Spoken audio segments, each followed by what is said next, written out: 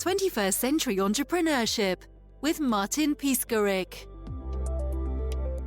From small businesses, mid-market companies, and even into the enterprise level, there are executives, middle managers who are getting pressure, downward pressure from their bosses, the C-suite, the shareholders saying, how are you bringing AI into your business?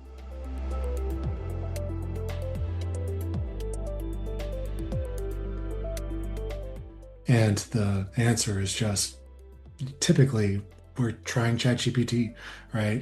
There's still not a lot of resounding maturity and operational stability when it comes to incorporating these tools across the spectrum to different types of businesses.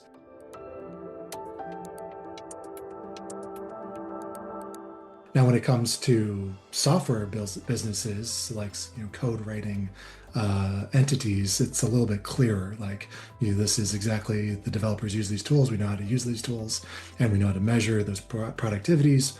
But when it comes to like a real estate company and their agents, how is it clear that they're getting increased ROI from the utilization of AI in their day-to-day practices?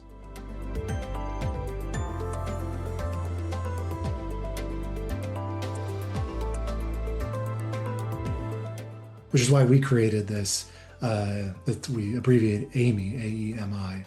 And this is a service, like just a canned service that we provide where we investigate the practices of what they've currently adopted, compare those with what we're seeing industry-wide in that field, also cross industries to see what mechanisms can be brought to bear, and then give those managers, those executives an answer for when they're being asked, how are we using AI and are we doing it correctly?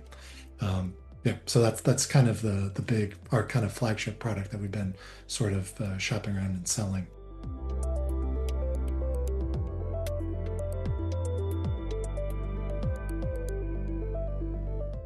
My name is Garrett Fritz. I am one of the founders of MetaCTO. I have an aerospace engineering degree from MIT, and I used that for a number of years in the defense world before my fiance decided that we weren't going to live in Colorado. So more than a decade ago, I jumped ship to Silicon Beach in Los Angeles and started working the tech scene. So for the last 15 or so years, I have been in-house CTO or head of product for various tech companies in Los Angeles. Some of my notable products have been the official social network for Major League Baseball, Liverpool FC, Slipknot the band, if you're into metal. These are all products that I have helped design, ship, and deliver. I have been serving as that role of in-house CTO talent across various startups since then, and that culminated to founding MetaCTO with my business partner, Chris Fitkin, where we now provide fractional CTO support as well as full product agency delivery services for startups, small businesses, mid-market companies. And we really serve as either an extension of an existing high-functioning team or just the entire product delivery team.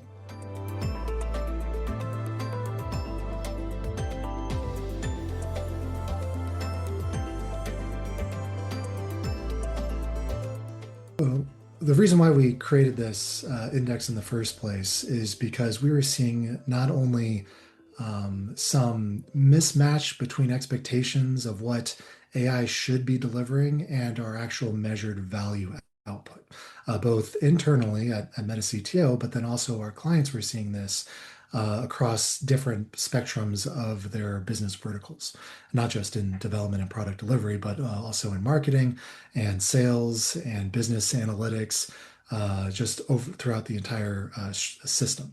And on its surface, when you're looking at, well, shouldn't everyone's jobs today be so much easier than they were 5 years ago?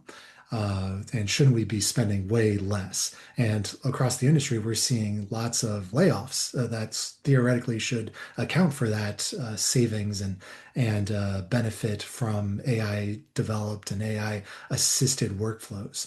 But when it comes to like concrete details and concrete reporting that these businesses have, they're just not seeing the bottom line. Yes, we've spent X number of dollars, and this is substantial across the different tools. It could be thousands, tens of thousands of dollars a month in AI tools, but they're not seeing a reduction or an increase rather in physical output of whatever they're trying to deliver. And so, why is that? Why is that such a disconnect? Because logically, that seems like something is really missing the meat there. And what we're seeing as a pattern across different industries, so this wasn't specific to any one particular domain, was that the executives and the ownership of these different entities was almost doing AI theater, where they were carte blanche saying, "We approve AI. You may go spend on AI tools. We expect you to be better, and we're going to fire those who don't do it." And that's been a very common mandate from those executive levels. And really, their expectation was the people that we manage should figure it out from there. And I assume that they should be able to do that. And what that was ended up as a message cascading through businesses was it was just copy and pasted down the road. So the top level executives said figure it out, the middle management said figure it out, and then the people actually working on it, well, they figured it out to some extent, but it was kind of the wild west of tools, and it still today is for those that don't have the proper oversight for those things. So some people were getting accelerations in their workflows, some were just no AI can never figure out the thing that I can do, and so there was no operational or institutional planning and enforcement that went across this. It was, yes, we'll give you the credit card information to get premium access to ChatGPT, but that was about it. And then when we talked to the individual employees that were implementing this, even the ones that we measured while we were doing these assessments as strong AI contributors and value adders, was that there was also a hesitancy to share that across the organization. There was sort of a perception that, well, if I let everyone know that my job is so much easier, I'm going to get fired. And so there was, so even within the same team, there was not a best practice adoption across that same team, even if they're working next door to each other. And so that was an issue that we had to overcome from a personnel level and from a company messaging and positioning standpoint. So it all started with just that message from the top level that just no one was really taking ownership as an organization-wide implementation path. So yeah, that was one of a common occurrence of why they aren't seeing that return right away.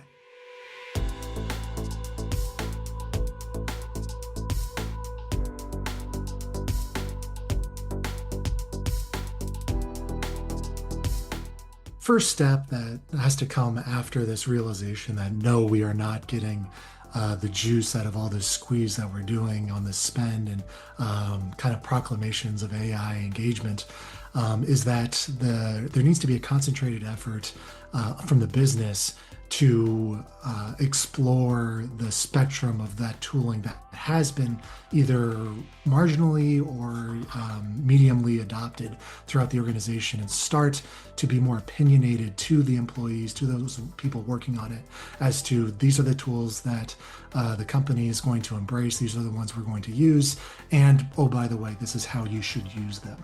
And so this takes a little bit of interviewing and exploring those workflows that have been converted and have worked, but it also is taking a step back and saying, well, have we really achieved a local maxima here?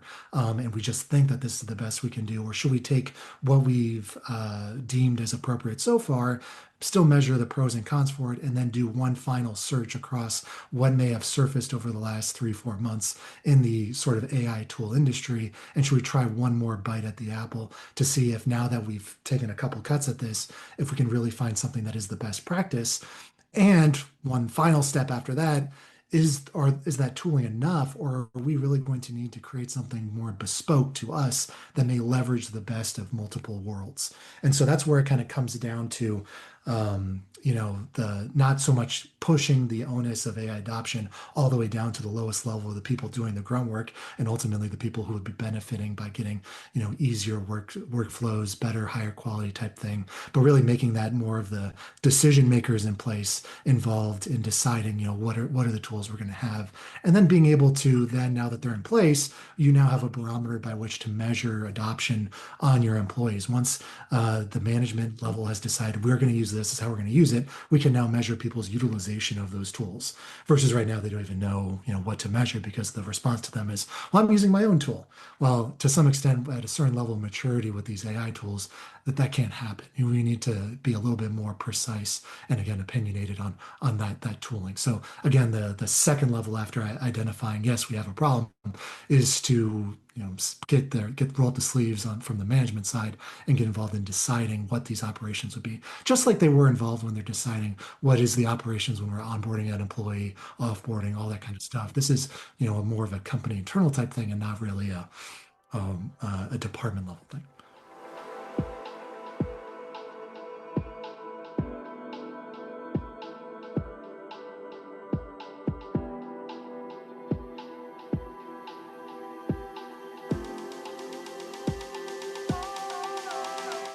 All of the work that needs to be done to consolidate this AI tooling across a business can certainly be done by a non-AI expert, right? You don't need to be a machine learning expert or an AI computer science engineer to really determine what tools are right for my business, what is the thing that I want to implement top down organizationally, and what do I want to measure, over time to really get a good picture of my ROI. It does take effort, however, and it does take time and resources, and you can accomplish it. And a lot of these organizations are kind of electing a deputy for this to sort of figure out this sort of mechanism when they do try to approach it. And that deputy is typically some manager, some evangelist within the organization that's been screaming upwards, we are not using these tools right. But largely, those people have a full-time job already, and they are just being anointed, you shall bring AI to bring to bear. Not only that, but that deputy typically does not have authority across every single department in their office. And so when they're coming to trying to bring these declarations of operational stability, department wide and across different departments, they're getting the answer, well, who the hell are you to tell us how we're going to do this kind of work? And so even if they are, they've got the best of intentions in place and they're putting things together, there's always going to be that doubt of, well, you're no expert. How are you telling us, how we're going to use these tools? We're doing it just fine. And that's part of very real friction that happens, internally to organizations, even small organizations. We're talking about people with companies with only 15 people. Well, there's a certain inertia that needs to be overcome, and you have to get past that activation energy of convincing people, yes, I know this is the right thing to do. I can prove this is the right thing to do. And oh, by the way, I've measured this is the results of the things that we've been doing. And that's precisely why MetaCTO created the AEMI, the AI Enabled Engineering Maturity Index, and the follow-on framework and of improving and collecting the steps, the action items to move forward with that. Because we come in and we know not necessarily maybe your particular niche and industry, but we do know how a broad spectrum of these tools are being implemented and originated and operated across a number of different industries and practices and workflows. And oh, by the way, we also help those entities create bespoke software that wraps all these up for those workflows so that they're getting the best bang for the buck and are also able to make that decision when it's appropriate for build versus buy when adopting some of these processes, and then integrating them into their own internal reporting. Because it's all well and good to have a tool and to have a dashboard on it to see, yeah, there's 15 people using it, they're using it every day, but ultimately, how does that tie into their product delivery reporting? And how does that deliver or report into their accounting and their invoicing? And that's really where we shine on the tail end of that delivery. It gives those execs and those managers visibility on their current maturity and also the steps to get to where they want to be. And that doesn't always mean invest more in it. Sometimes it means identifying the areas where it really is appropriate and where it makes the most value change to the business. And sometimes it's, yeah, let's go all in and really revamp some of these structures.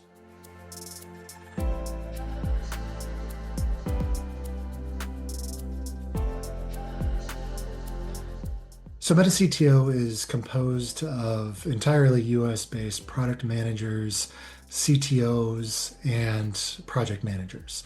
We're in the US. We have diverse experience across management consulting agencies, various different industries from marketing, ad sales, defense from a few of us, not just me, and a variety of others of strong in-house talent that has evolved into this sort of consulting arm of MetaCTO. Our hook, of course, is CTO, but our immediate spiel when we get to know somebody is we're your outsourced CTO, we're your outsourced product agency, we're your outsourced creative director, and you're basically your outsourced best friend, because we take the time initially on every one of our engagements to really understand the crux of not just why did you come to us in the first place and why are you asking for help, but really what do you need? And largely that is not the same thing. And after our initial engagements, 2 weeks, 4 weeks, we really kind of get to the bottom of where the pain is and where it hurts. And then the quickest path to get to solving that pain point. And then ultimately, how do we get from, okay, it doesn't hurt, but to this is actually delightful and a contributor to our business. And so that's one thing that we particularly excel at, especially when you're looking at sort of the realm of fractional CTO, development, software, all that kind of thing. It's, okay, well, give us a spec, we'll give you a statement of work kind of thing. And that's less the case of how we operate. It's more, let's get to know each other. Let's figure out how you're doing things, why you're doing the things you do, because there's usually a reason behind it. It's rarely have I found that any of these businesses have made bad decisions deliberately or just on a whim. There's usually something that has driven them to the position that they're in now, and those are all probably necessary and good decisions that got them there. But there's you have to change course and you have to change mindset to be able to get out of some of these holes. And so we help them identify with that, we empathize with that, but then we help them get to where good really is.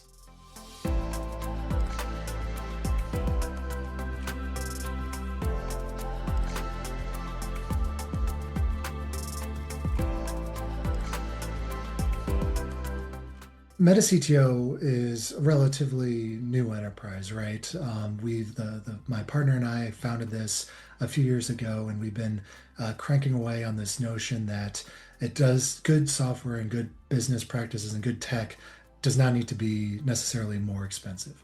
And our thesis has always been from day one, we can leverage and empower good people with strong AI tooling to be more effective than small armies of developers abroad, overseas, or even in-house.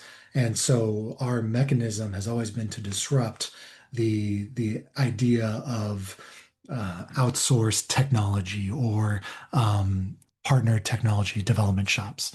And so where we're going and where our mission has been to be the household name when it comes to, well, you want to build a digital product? You should talk to MetaCTO. And we are establishing that every day with our current clients, with our new leads that have come in, the referrals that cascade out.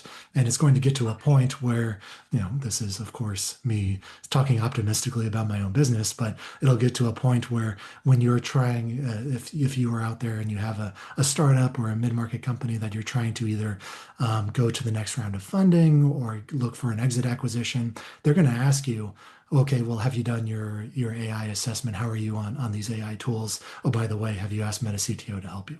That is where we're going and the trajectory of our business. And we're excited to be there. And we're all in and investing on that side for ourselves.